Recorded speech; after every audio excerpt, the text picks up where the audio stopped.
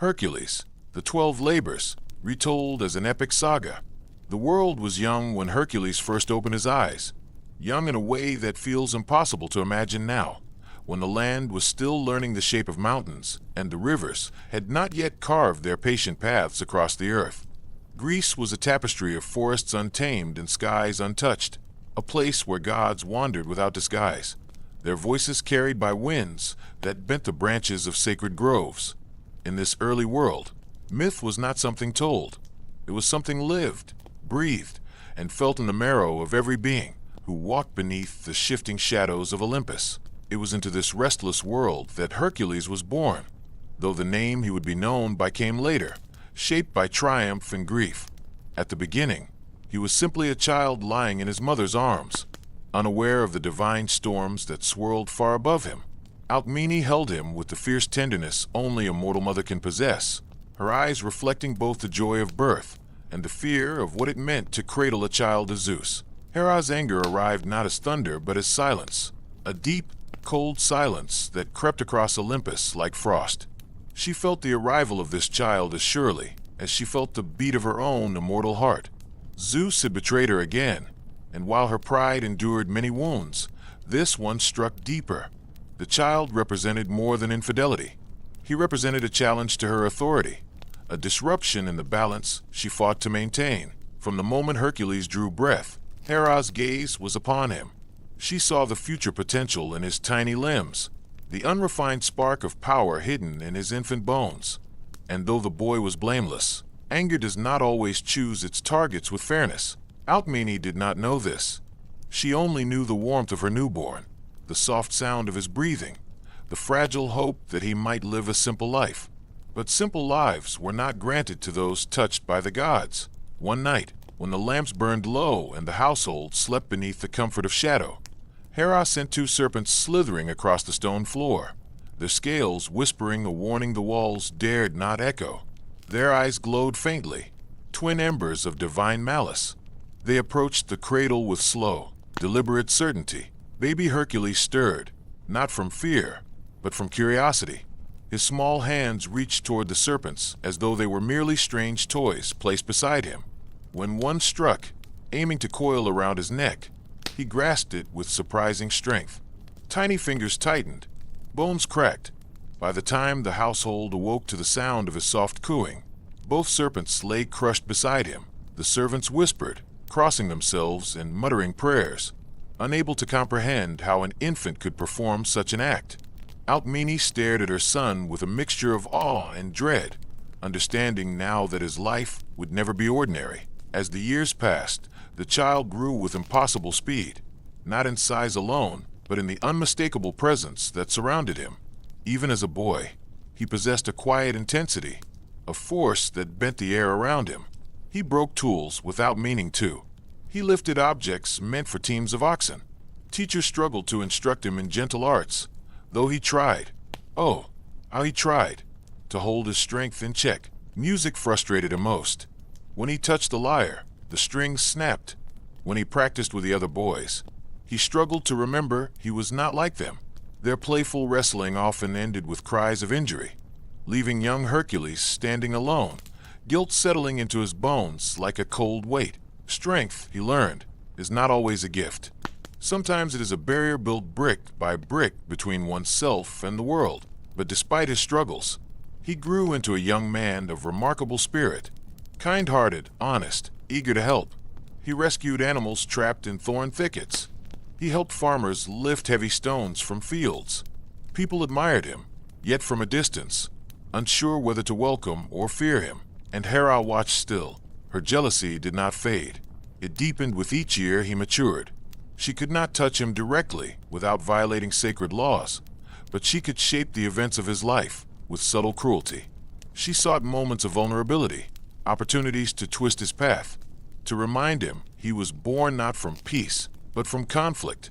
When Hercules reached manhood, he married and became a father, hoping the warmth of home might anchor him.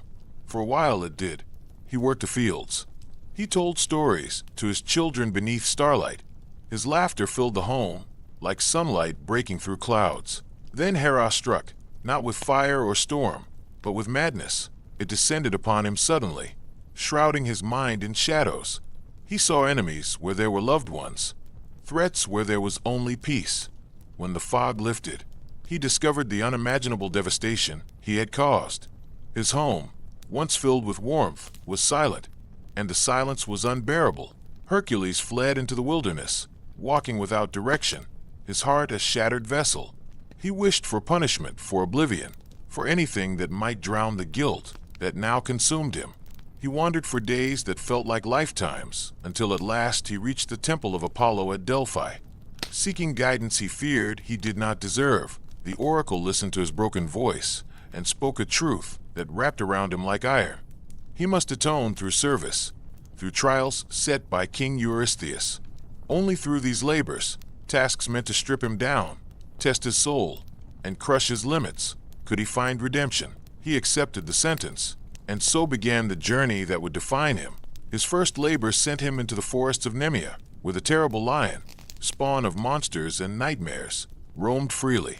The beast's hide was impenetrable, its roar shook trees to their roots, and its hunger had emptied entire villages.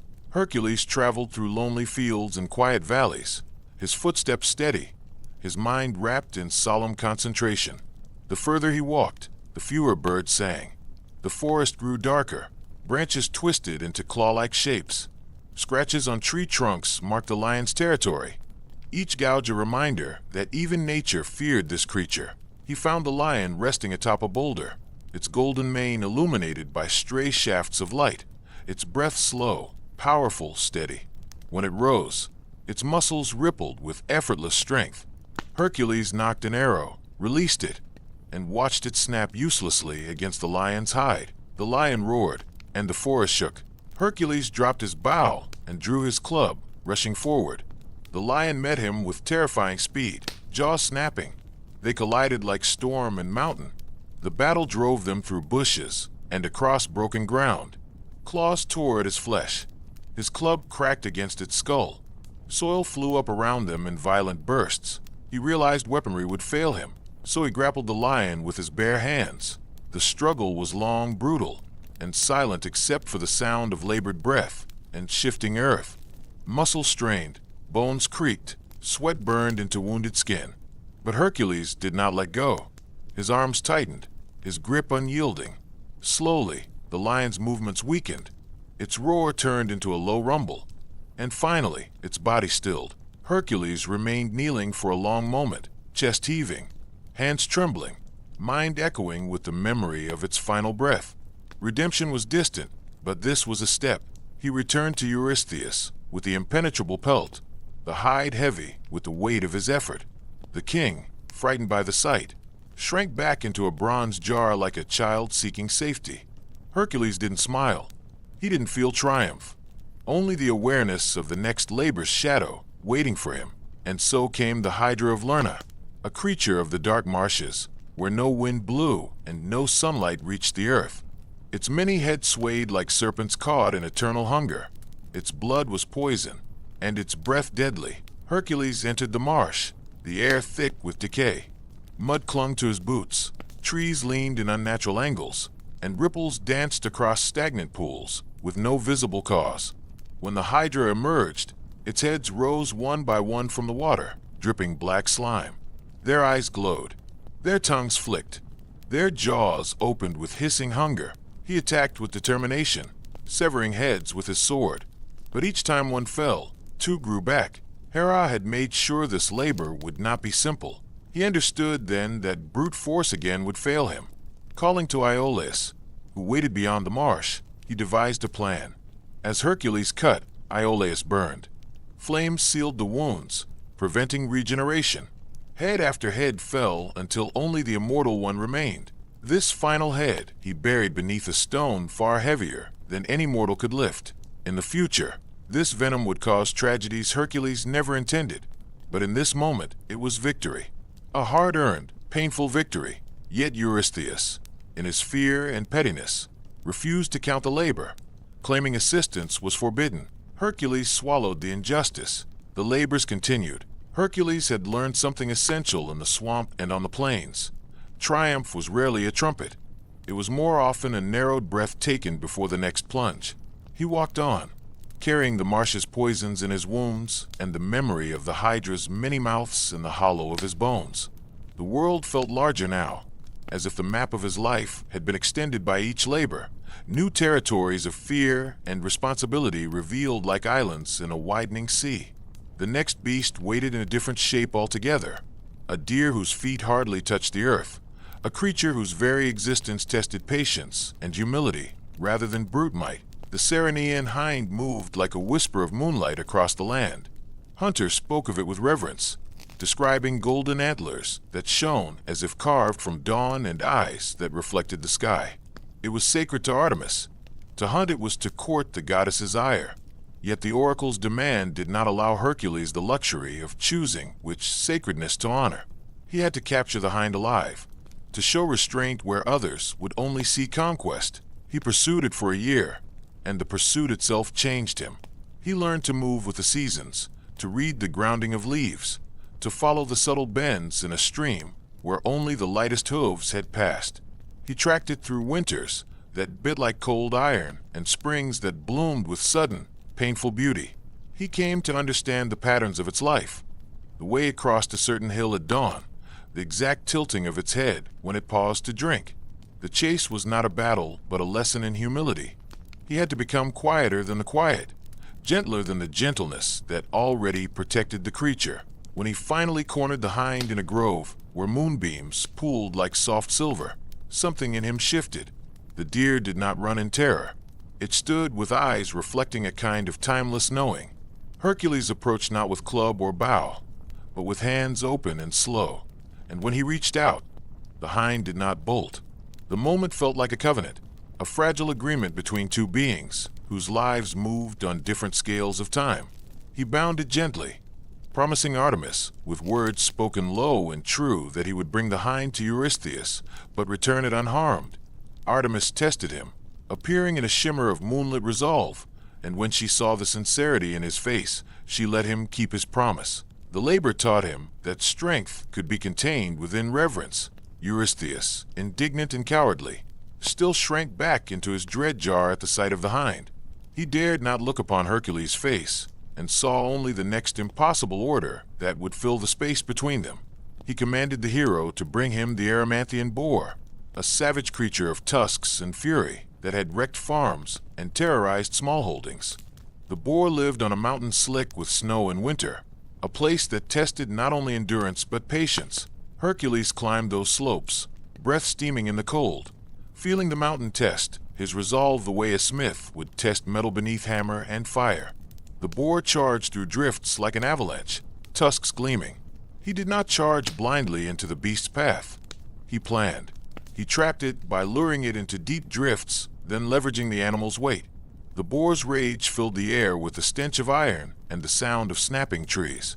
Hercules fought it down and brought it back, staggering under its weight, to the king, who once more hid in his jar, trembling at the evidence of Hercules' success. Then came Augeas, whose stables had not been cleaned in decades and had become an enormous, rank problem of neglect and corruption. King Augeas boasted about his wealth and the size of his herds, but his stables were an embarrassment, streams of filth that festered and bred disease. Eurystheus demanded that Hercules clean them in a single day, a task meant to humiliate as much as to punish. Hercules surveyed the stables and did not laugh. He saw the problem as a puzzle of scale and nature.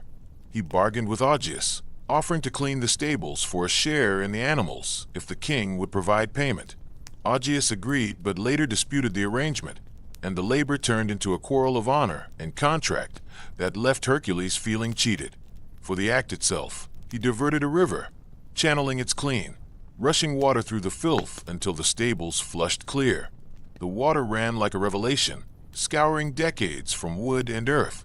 It was an act of cunning and engineering as much as muscle. Eurystheus, complaining as always, refused to accept the labor if payment had been involved, arguing that Hercules had been paid, and therefore the labor failed its purpose. Each time the king found new loopholes, coloring laws with cowardice. Hercules' patience hardened like tempered steel. Punishments designed to break him instead honed his wisdom. The Stymphalian birds introduced a new kind of danger. Their feathers were sharp as blades, their numbers countless, and they nested in marshes churned into metal clamor by their wing beats. They ate crops and humans with equal appetite, and entire villages cowered when the sky darkened with their presence.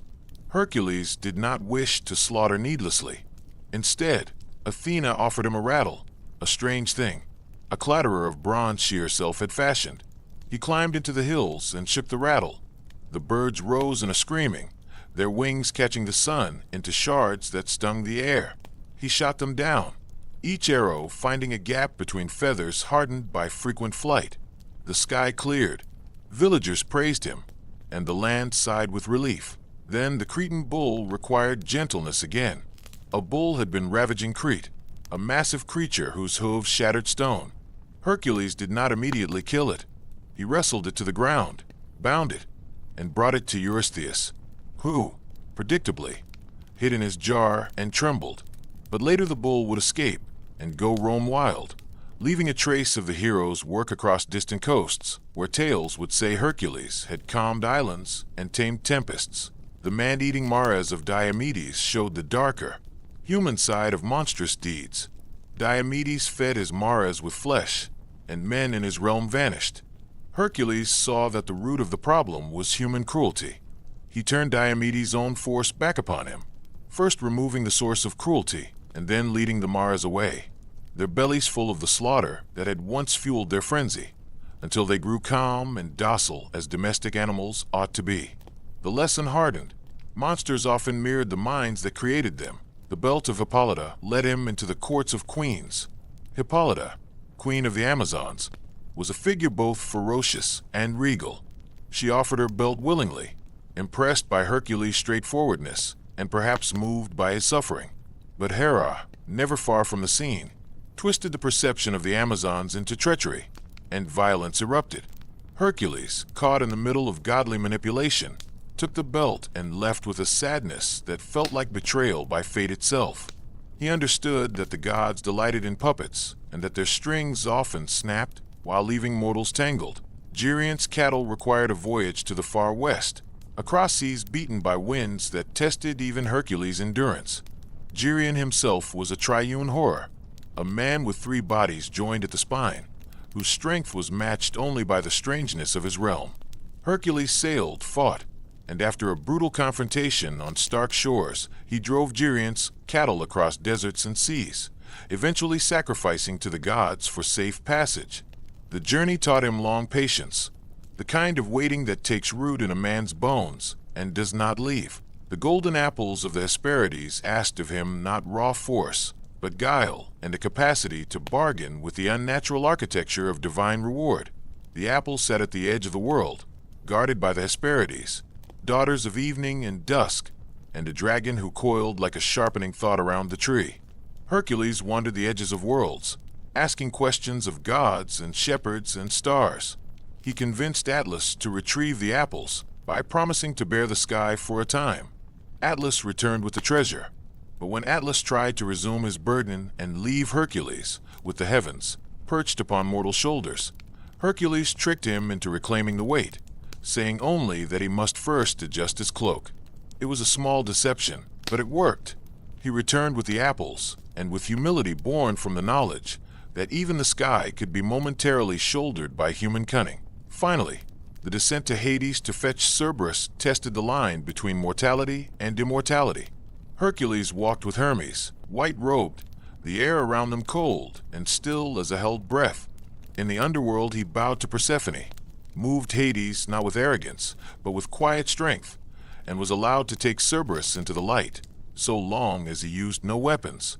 He wrestled the 3-headed beast with hands alone, binding it and dragging it to the realm above, where Eurystheus once again cowered in his jar at the sight. When his labors were complete, the world did not suddenly smooth into complacency. Old wounds ached, temples would be built and songs sung, but the memory of what he had lost never disappeared. Hercules had not become a god because of his labors. He had become a man who understood the weight of his choices. He continued to walk with a careful step, a man aware that the gods watched still, sometimes with favor, often with indifference. Word of his deeds traveled far beyond the borders where he had wandered, settling into the mouths of sailors and the pages of scrolls that would one day be inked by scribes. Kings sought his aid, villagers asked for help, and destitute women sent prayers wrapped in bread to his hearth. He answered where he could, and sometimes refused when the request smacked of vanity or cruelty. He grew older in a way that did not show in his shoulders, but in his glance, a look that had seen too much and learned which battles were worth fighting. It was during these years, in the soft middle of one rainless summer, that he met a man named Iolaus again, the one who had held torches in the swamp. Iolaus had become a companion and a brother in arms, not by blood but by shared trial and knowledge. They traveled together again, moving through regions where old gods still had whispers of followers and where new cults rose like green shoots after fire. Travel led them into lands where the boundary between mortal and divine grew thin. In one place, a village had been haunted by a spirit who stole memory. People woke without names for those they loved. They remembered bread, but not the hands that baked it. Hercules moved with a tenderness that surprised even him, gathering the elderly and the children, listening to their stories. He devised games to coax memory back, taught songs meant to anchor names to faces, and in time the fog lifted. The task required not power, but patience, and the kind of presence that says, "I will stand with you," rather than, "I will fix you." There was a time he was asked to judge a dispute between two farmers over a spring that had shifted its course. Both spoke passionately, and both had equal claims in the eyes of law. Hercules walked to the spring and saw a smaller truth, one that revealed greed had leached the land of fairness. He negotiated terms where the water would be shared, helped reinforce the channel with stones to prevent future theft, and taught both men the principle that a shared burden becomes lighter. Simple acts like this stitched him into the fabric of ordinary life, and those stitches were what made him beloved more widely than any temple could. Yet controversy clung to him. Some said that Hercules had been favored by Zeus. Others whispered that he was a pawn. Hera never ceased to taunt him through shadows. The gods, capricious in their positions, sometimes aided him, sometimes tested him with tasks designed less to cleanse than to confuse. She sent false lovers, dreams that fractured peace, and omens that unsettled those around him. Hercules shrugged off some of these slings with patience. Others carved new marks into his spirit. Journeys with Iolaus took him to shores where sailors told of a monstrous fish that swallowed entire skiffs. Hercules dove beneath the waves, feeling the water press hard against his chest. He found the creature not monstrous in intention but in desperation. The sea stank with oil where a tyrant had spilled his stores, and the fish had been poisoned, driven mad by pain. Hercules did not slay it. He healed as best he could and guided it back into cleaner waters. The sailors cheered and left, their songs now including the line that a man named Hercules had once mended seasickness with salves and silence. As years passed, his legend transformed. Poets made the tough leather truth of his life smooth, buffing away ragged grief until only heroic shining remained. Communities reshaped stories, emphasizing the victories and omitting the nights of trembling remorse. Hercules grew tired of this gentling. He knew the price of one's misdeeds could not be whittled down to a single clean verse. That knowledge kept him moving, away from crowds that would idolize and toward people who needed someone to share a burden, to lift a stone from a path, to sit with a widow until the grief no longer felt like an ocean. But even as he moved in this quieter orbit, fate pushed him forward. The gods, who never let heroes be wholly free, conspired anew. A princess named Deianira came into his life like a sunset that promised calm. She was a woman of sharp mind and quiet strength, and Hercules found in her a rare comfort. They married, and for a time, his life smoothed at the edges. They built a home, bore a son, and he believed perhaps, foolishly, perhaps, that the chain might finally stop rattling. The world, however, had other intentions. A river god, Hercules, tangled with Hercules over Deianira's hand, and in combat the hero ripped off one of Achilles' horns, leaving the river god shorn and humiliated. Hercules took a piece of this horn and fashioned it into an instrument of plenty, later giving it away as a symbol of gift and greed intertwined. But this is where subtlety in myth grows dangerous. Such acts change more than a single heart. They shift the balance of perception. Deianira loved Hercules, but devotion can also breed fear. A fear that he would, as he had before, slide into madness or doom. They lived together for years, their life threaded with small joys. A meal shared in silence, a laugh caught over a child's first steps, a sunset watched without argument. Yet Hercules returned often to the road, unable fully to stay grounded. He sought purpose in motion, and the road offered new reasons for living. Deianira remained, pulling at the threads he left behind. During one of his journeys, they encountered a centaur named Nessus, who ferried travelers across a river. Nessus coveted Deianira and attempted to abduct her. Hercules, fury flaring at the threat, shot him with a poisoned arrow, an arrow tipped with Hydra's venom. The centaur, with cleverness left to him in his last breath, told Deianira that his blood would preserve Hercules' love if she ever felt it slipping away. He lied, knowing the poison would later cause grief. Deianira, fearful and naive, kept a vial of Nessus' blood, believing in a superstition that would one day cost her everything. This is where the web tightens. When Hercules grew older and returns more rarely, Deianira felt the insecurity of a love that seemed to wander. Fearing his absence, she dipped a shirt in the centaur's blood and sent it to him as a token, a charm of fidelity, or so she thought. When Hercules wore the garment, the venomous blood burned through his skin, searing flesh and causing pain like a living blaze. Upon realizing what had happened and that his beloved had acted in ignorance, he recognized the cruelty of fate's jokes. A man who had fought poison and death for others must now face an end sown by love's fear. Hercules could not bear to cause Deianira more sorrow. He climbed upon a funeral pyre of his own making, building wood, calling to the gods in a voice both hollow and sure. He desired not simply to die, but to be gathered into something that made sense of all. Hercules could not bear the thought of letting Deianira witness the agony that now pulsed through him like liquid fire. The shirt clung to his skin as if alive, the Hydra's venom sinking deeper, threading through his blood like a silent, merciless serpent. Every breath scalded his lungs. Every heartbeat was a hammer striking iron within his chest. He tore at the fabric, but it would not come off. The poison bound cloth to flesh as if the gods themselves were stitching him to his fate. He did not curse Deianira. He did not curse the gods. He felt the familiar weight of destiny settling upon his shoulders, heavy, inevitable, strangely calm.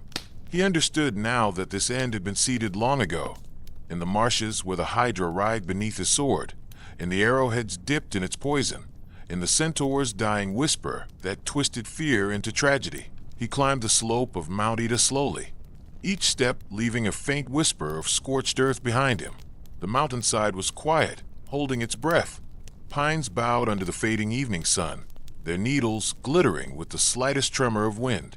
Hercules paused to touch one, feeling life pulse within the tree's trunk. So much of the world still thrived despite the sorrow woven into its threads. He thought of the villages he had saved, the monsters he had conquered, the rivers he had diverted, the people who whispered his name with gratitude. He thought of the burdens he had carried, not all visible, not all spoken. When he reached a clearing, he began building the pyre, wood stacked on wood, bark crackling beneath his fingers. Every motion was steady, deliberate, never rushed. He worked with the familiarity of a man who had shaped countless tasks with his hands, hands that once overcame lions, giants, serpents, and beasts of legend. Now they built a resting place. He laid himself upon the pyre. His body trembled. The venom was now a raging tide beneath his skin. Yet his eyes remained clear, steady as ever. Eyes that had watched the rise of dawns across oceans and deserts, that had measured the faces of gods and mortals alike, far away. The smell of smoke drifted toward a passing wanderer. It was Philoctetes, a man who admired Hercules deeply and carried a reverence for him that had never faded. He approached the clearing slowly, catching sight of the pyre and the hero lying atop it. His heart clenched with fear and disbelief. "Hercules," he whispered. Hercules turned his head slightly, the faintest smile touching his lips. "Old friend," he breathed, his voice rough and frayed, but still carrying the warmth he had always kept hidden beneath his strength. "I need fire. Philoctetes hesitated. To light the pyre meant accepting Hercules' departure from a mortal world. But Hercules' eyes, clear and resolute, held no fear. Only acceptance. Only readiness.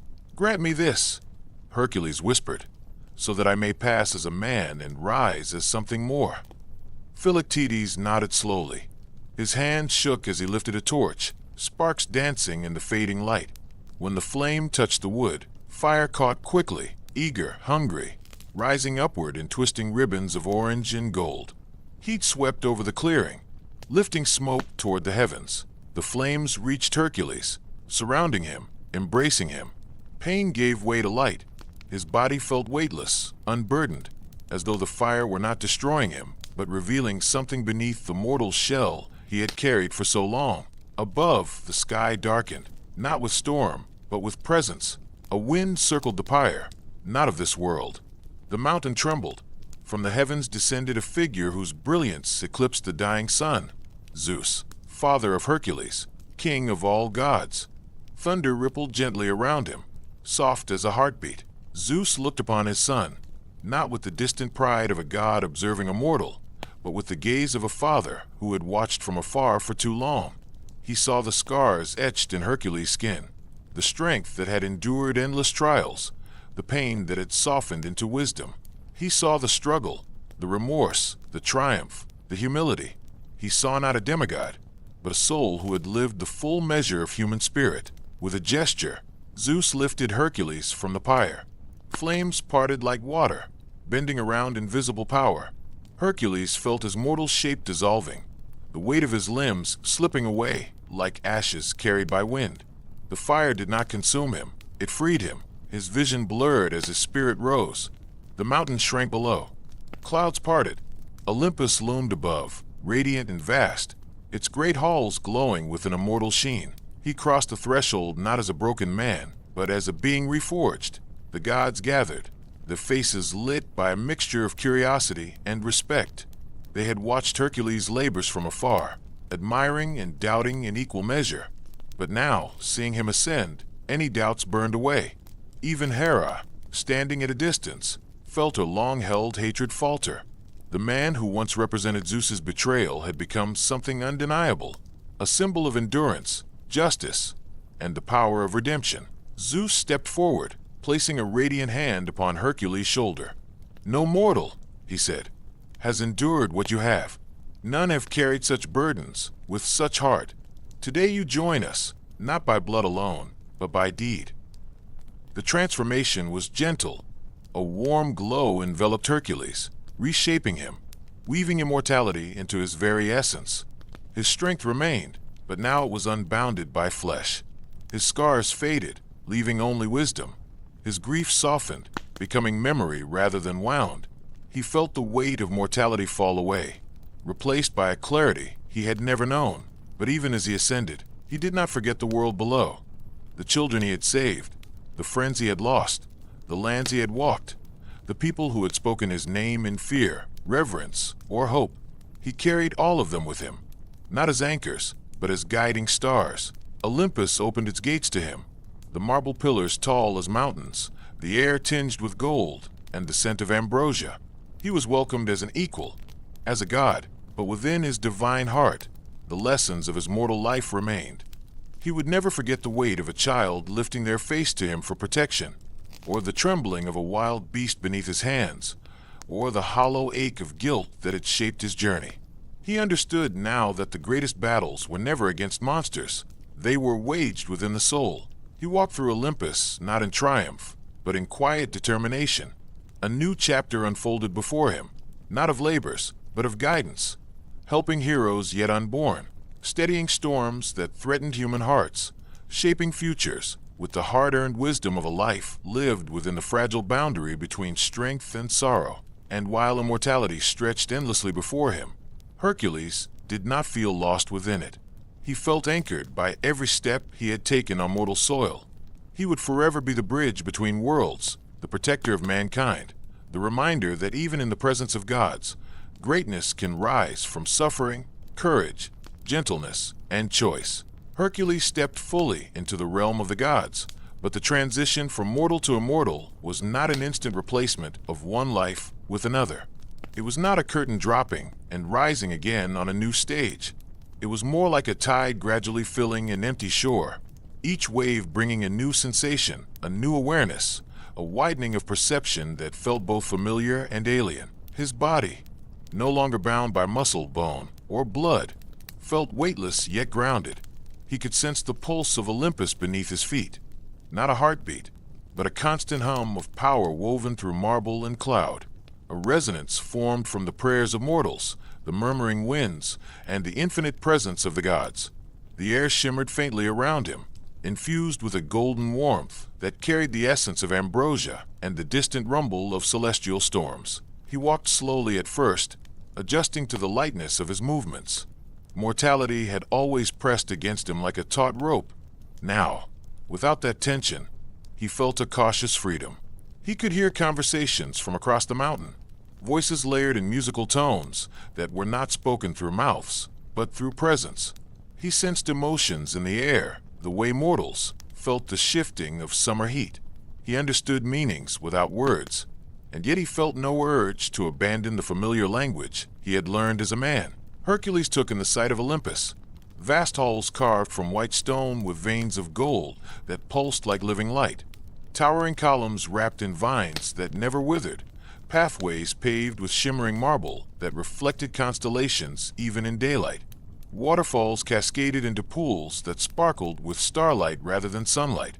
Birds with feathers like gemstones glided overhead, their wings leaving trails of gentle luminescence. Gods walked among these wonders with effortless grace. Some floated, some strode with strides that carried them across distances in a single breath. Some simply appeared in one place and vanished into another. Their forms shifted not because they lacked shape, but because they were not bound to a single way of being. Their presence felt like notes in a vast symphony, each divine, distinct, and eternal. Hercules felt small in comparison, but not diminished. He felt anchored by his mortal experience, strengthened by the weight of every struggle he had endured. Where the gods moved like stars, he moved like a man, steady, grounded, real.